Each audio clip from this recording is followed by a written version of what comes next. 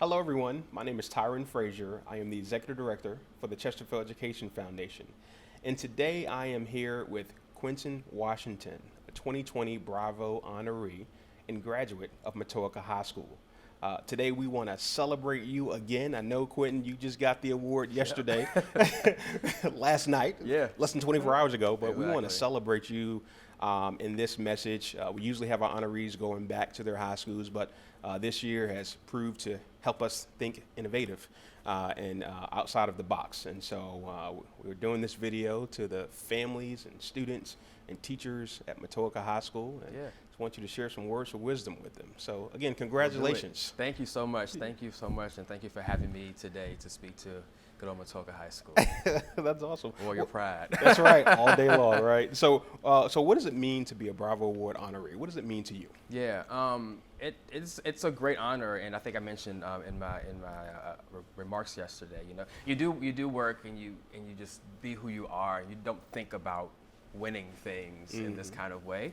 But it's been great to be recognized among top alumni and at Chesterfield County, and to just be brought back home to kind of like celebrate that and celebrate my journey away from here to come back has been remarkable. So that's awesome. Yeah. Well, tell us about yourself and your time in Chesterfield County Public Schools. Where'd you go to school and things like that? Okay. What was it like? Yeah. Yeah. Matoaca all the way. So I grew up in the village of Matoaca, right off of River Road in Beverly Acres. And we still live there. I mean, I don't live there, but we still definitely live there. I went to Matoaca Elementary School, Matoaca Middle, and of course Matoaca High. And I started my education at Town and Country Nursery School, which is also in Ettrick. And so I've been educated in the village forever. Didn't go anywhere else. So. Well, that's awesome. That's awesome. And my sisters as well. So we're a Matoaca family. Throughout the high school and stuff like that. So, wow. Yeah. But tell us about your time at Matoaca High School. You did some pretty amazing things while you were there. So, yeah, I was involved in quite a bit of things. I was really into music, still into music, and so I was in band. I was a drum major in my senior year of the marching band. I was a freshman class president and stayed in leadership through the National Honor Society. I was the president of the National Honor Society in my senior year, the vice president of the Key Club. I was the president of the Spanish Club.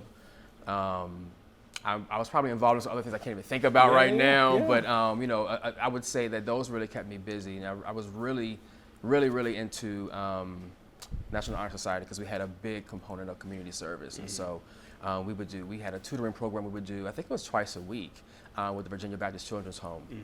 And that was like with us in the links.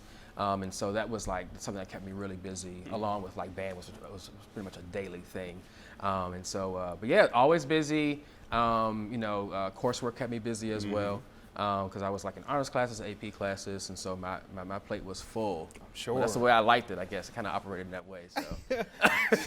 I get it. So any funny moments or influential teachers or staff that really helped to pave the way for you? Yeah, some of the funny moments I won't talk about. Students, how that is. That's right. But I really did enjoy my time in high school.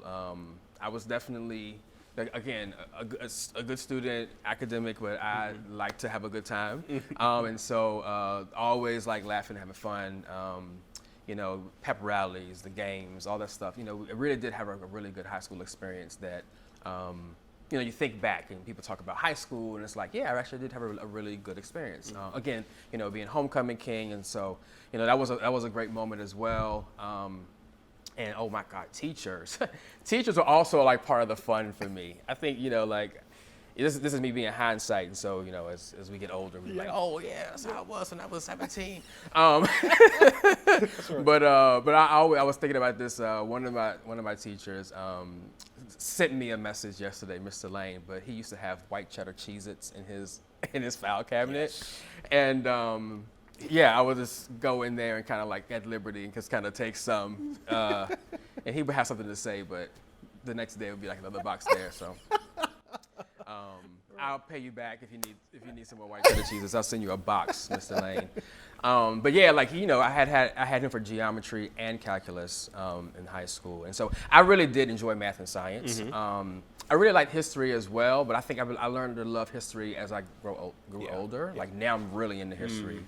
But not as back then I knew I wanted to be an engineer, so my focus was like making sure that my math and science were like just the best. And so those were like the classes I really gravitated towards as far as like making sure that I was doing above and beyond. Yep. But I really enjoyed those classes. But I had teachers that were teachers but not my teachers.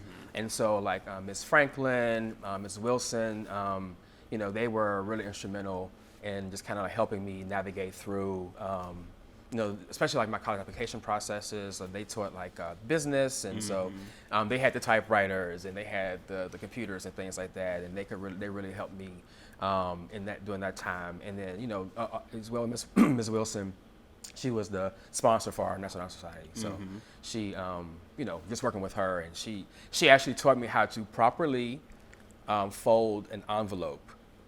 Wow. Which I still use today. And people are like, what?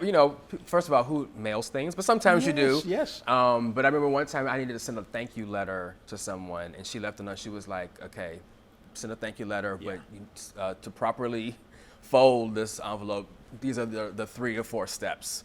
Wow. And so, so I definitely learned that, which is something I still use. But yeah, like, I would say like, man, yeah, I was going to talk about a few things. I mean, senior pranks were fun.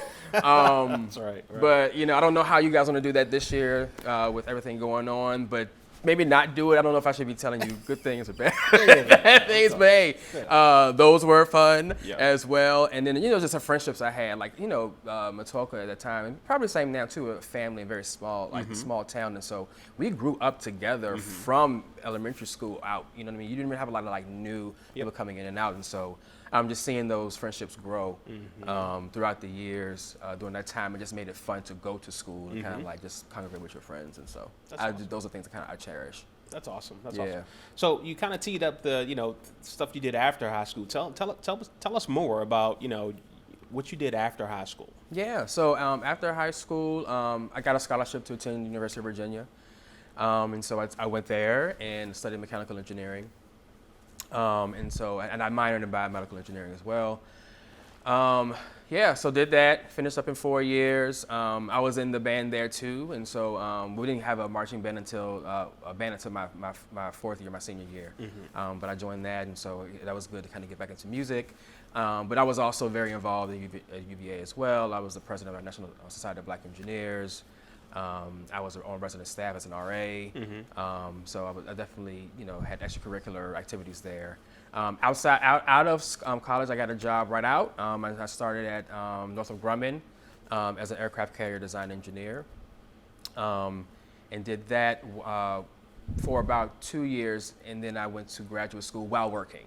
And that was a great option for me. I knew I wanted to go to graduate school. I knew I didn't want to pay for it, and so I found a way. And so I went to graduate school, I got my master's in engineering management, and then I moved into the information technology sector, still with Northrop Grumman in Newport News, Virginia. And then from there, I worked there, and then I moved to Washington, D.C. to work for the government. And did a couple years with them, and then here comes like content and television and media, and not just on your TV. And so I got the opportunity to work with Comcast to help build out Xfinity TV or Xfinity Stream, which is what they call it now, to work on how to basically what we do now is to consume content on your phone or any device. So that was a great opportunity for me. And so that's kind of like how I moved from Virginia out of Virginia.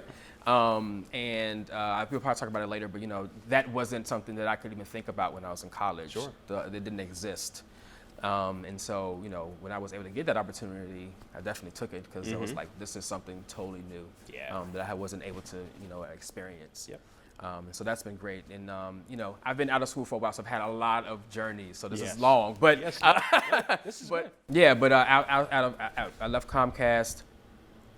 Meanwhile, during this time, I'm also like a fashion writer. And so, putting your hobbies to action. Yes. And I was like a director of men's fashion for a magazine. So I was traveling the world. I was going to London, Milan, Paris, covering shows, meeting with the designers, creative directing shoots and things like that. And so I wanted to then marry that kind of world of like fashion, arts, media with the tech and what I was learning at Comcast. And that led me to Essence Magazine, where I became the head of product management for Essence Magazine, which was a great experience. And then from there, I am where I am now, which is at Dotdash, which is a publisher. We have over 21 different properties. Wow. And I am the director of product management there within our home and design division, which is all of our interior design sites, but I've also been in their sustainability and education and technology sites as well. So wow, I've definitely had like a pretty cool journey, I would say. Absolutely, that is awesome. That's really awesome to think about it. And you think about everything that you've done professionally. What are you most proud of? Yeah, wow. Whew. I think I'm really just most proud of the fact that I've done what I've done, and I think I always say like I do what I want. I think I'm just really proud that I can say that, and the things that I want to do are great things. And so like I'm just really proud of the fact that like I could really be agile with the times and agile with just different technologies and the way society changes. Yeah. I've been agile and I've been able to kind of maneuver and play a part in so many different things. I feel satisfied about that. So I'm just really proud that like I was able to kind of, expand my mind from thinking one way of like what I wanted to be a mechanical engineer, design cars, and then, take that, what I learned as an engineer, we learned how to solve problems, and I unlocked that I can solve problems in anything. Yep. And so I'm very, very proud that I was able to kind of like just do what I want. Yeah, that's awesome. So, that is, an amazing journey professionally. You've done a lot of things within the community as well, and probably from your time at Matoaca all the way to today, So you think about that, where do you find that joy, or where have you felt good about your engagement within the community? Yeah, pay it forward is, something that I truly believe in, and I think that I had a community that served me, and so, and while serving me, they encouraged me to also serve, right? So within that service, and so I feel like I learned that in church. I learned that while in school, again with the different organizations I was involved in, high school, middle school, college, and abroad. And I think that the connection of serving others, knowing that they will be impacted to then serve, is how we continue that cycle. And so like I always get really excited when I see that someone that I mentored is now mentoring someone, or someone that I remember tutoring as a kid is like now out here like having their own like mentorship programs or just doing great things, and I'm like, look at you now. That's that's satisfying. And I think that, but you can see that while you're serving, and you should see that while you're serving, that that you're really making a difference, and you see the people you're making a difference in wanting to also make a difference. Absolutely. Yeah. Absolutely. Well, that's cool. So let's think about now, you're talking to the students, the current class of 2021, and everyone else at Matoaca High School. What words of wisdom or advice would you give them? Wow. Yeah. 2021. Okay, so I graduated in 2000, and this would have been our reunion year, so we had to figure that out. We had to do something where we always wanted to come back to Matoaca High School. So first of all, I'll be back at some point. Yes. But yeah, I mean, to the upcoming class, like, we're in a weird time, but an interesting time, and we're in this place where everything is new and to be discovered, and so.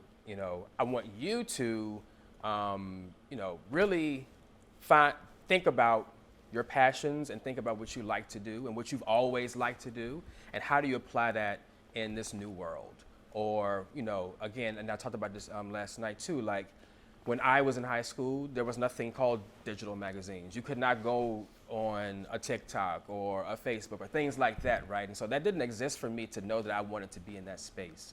But I made myself open and agile to get into those spaces and work in those spaces. And so now, it's a pandemic, but who knows what it will be in a year or 5 years from now, when you are like truly equipped to go out and professionally help us solve problems. Be ready for that and start to think about, what are the possibilities now?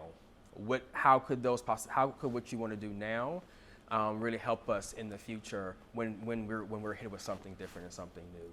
But also like now, just really enjoy life. Like take risks. If you do go to college, like study abroad. If you don't go to college, go somewhere. Like just learn the world and see the world. That's one regret I do have. I didn't study abroad when I was in college, so I made up for it by traveling when I got out of college. But definitely something worth thinking about. Value your friendships. It's so easy to stay in touch now. So just make sure that you're valuing your friendships with your peers as well as teachers. Those friendships and mentorships will last forever. Trust me, I know. And just really be mindful of who supports you and be mindful of who may not support you. But be really secure in who you are and let that kind of lead you into your future. Like be who you want to be.